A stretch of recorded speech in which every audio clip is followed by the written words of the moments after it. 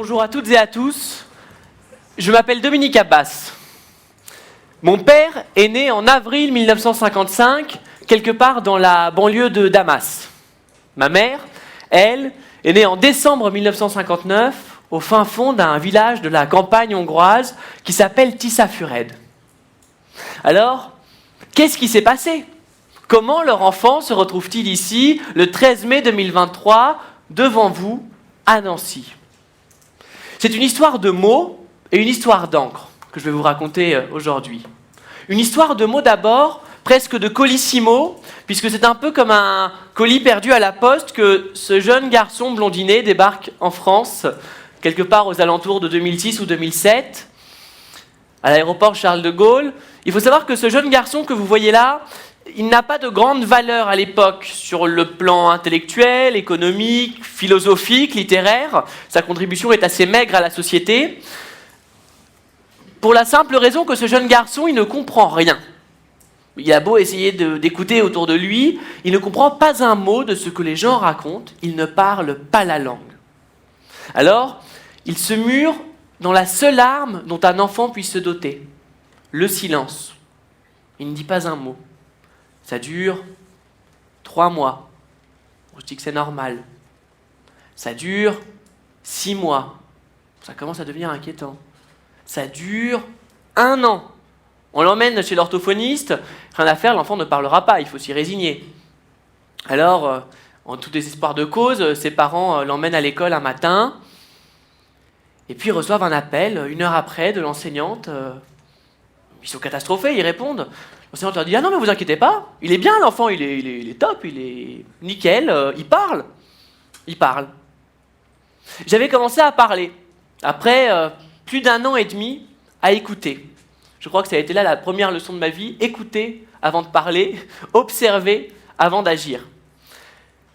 Et puis, à partir de là, j'ai parlé de mieux en mieux, de façon peut-être un peu énervante pour d'autres, au point que un jour où j'étais devenu premier enfin en rédaction à l'école, à la sortie de l'école, la mère d'un des élèves se tourne vers son fils et lui dit « Mais tu te rends compte ? Même Dominique a fait mieux que toi ?» Voilà. J'ai appris 2 choses ce jour-là. D'abord que les mots ont un pouvoir. Votre maîtrise des mots, votre usage des mots, vous situe dans la société, vous situe comme acteur. Et ensuite, que les mots ont un sens, qu'ils peuvent t'élever comme ils peuvent t'abaisser. Ce jour-là, je crois que les mots ont abaissé tout le monde, que ce soit le pauvre enfant qui se faisait rabrouer, ou moi-même, ou la mère qui les a prononcés. Mais en tout cas, ça a été là 2 leçons essentielles. Et puis c'est un mot, encore un mot, à l'école, un peu plus tard, qui m'a beaucoup parlé, démocratie. C'est joli, démocratie, comme mot. La libre et égale participation de chacune et de chacun à la vie de la cité. C'est fabuleux. Oui, mais comment est-ce possible quand une large majorité de gens ne maîtrisent pas l'usage de la parole, ou pire, ne comprend pas comment d'autres maîtrisent l'usage de la parole et s'en servent pour gagner du pouvoir sur eux.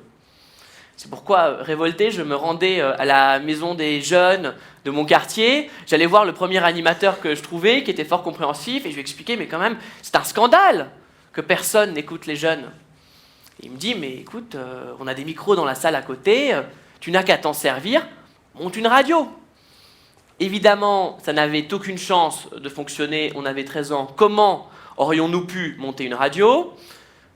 Donc on a fait une première émission, une deuxième émission, une troisième émission. On a fini en partenariat avec des radios locales et en ligne, et puis sur une radio européenne qui s'appelle Euradio, diffusée à travers toute l'Europe pour décrypter 1 fois par mois l'actualité européenne. Donc il faut croire que ça a fini par marcher, il faut même croire que les gens étaient prêts à écouter. Ça, c'est pour l'histoire des mots.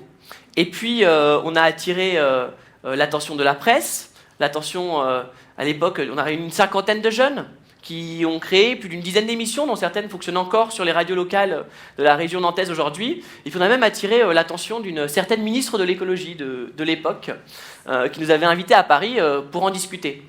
À tel point que cette maîtrise des mots était devenue essentielle pour moi. J'avais compris l'intérêt qu'il y avait à donner du pouvoir aux mots et à utiliser le pouvoir des mots. Et c'est pourquoi on a commencé à se rendre régulièrement dans les quartiers populaires et à éduquer, à parler, à enseigner aux jeunes comment s'exprimer en public.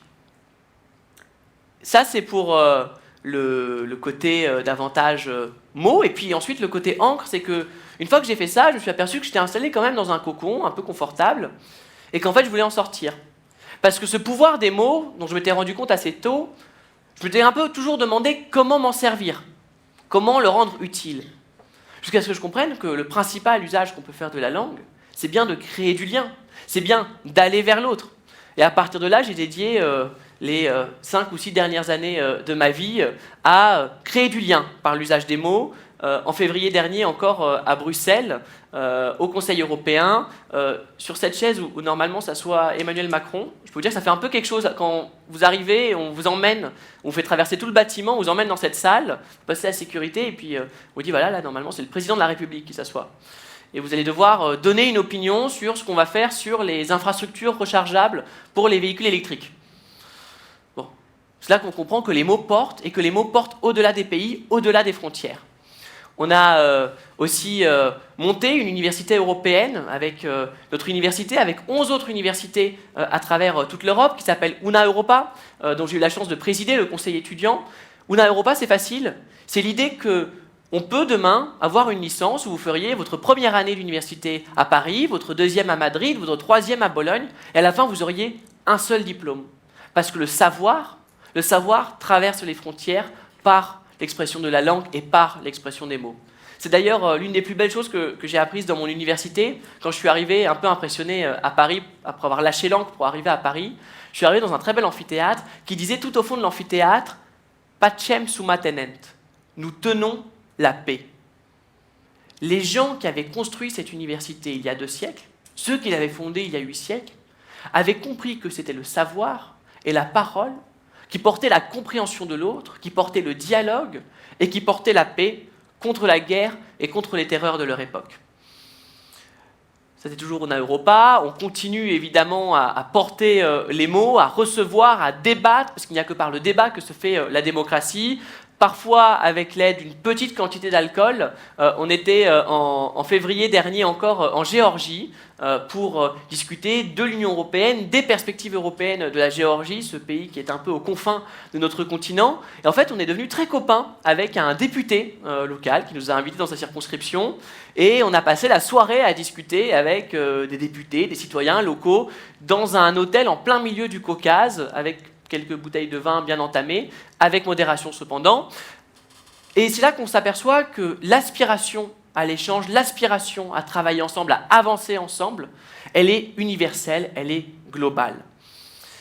Ça m'a aussi permis, toute cette maîtrise des mots, de gagner 1 ou 2 concours d'éloquence. Ici, c'était sous la coupole du Panthéon pour le concours international d'éloquence. C'est évidemment amusant de se retrouver dans ce genre de cadre, et ça permet surtout de répondre à une question que je me posais encore 2 minutes avant cette photo. Que faire quand on se retrouve là, devant 300 personnes qui vous regardent, sous la coupole du Panthéon, en plein Paris, un nom qui évoque Malraux, Jaurès, Jean Moulin. Que faire? Comment parler? Comment faire porter ses idées et ses opinions?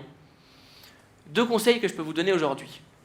La première, c'est d'être intransigeant et de n'accepter aucun compromis, ni sur votre ethos, ni sur votre pathos, ni sur votre logos.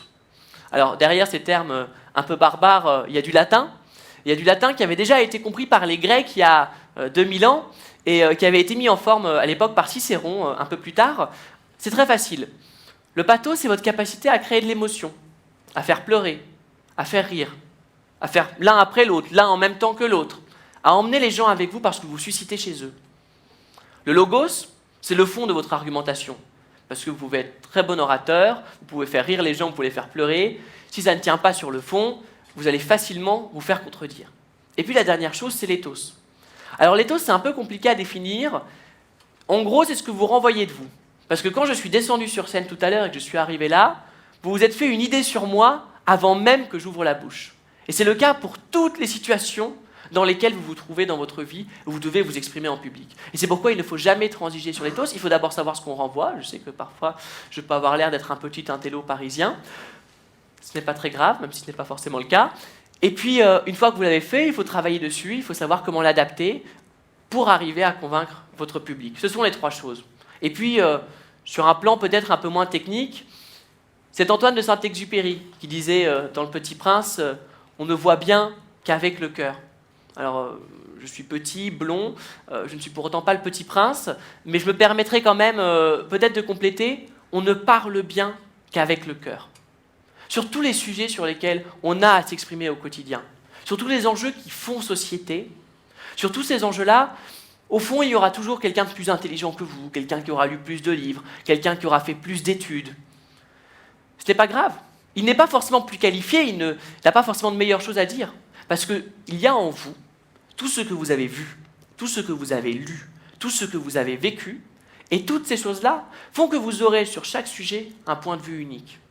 Alors, pour conclure, je voudrais vous appeler, mesdames et messieurs, d'abord à ne jamais avoir peur de parler. Je crois que c'est une responsabilité envers les autres, envers la démocratie, envers notre société. Et ensuite, à ne jamais parler que pour élever les autres et à ne jamais parler qu'avec le cœur. Je vous remercie.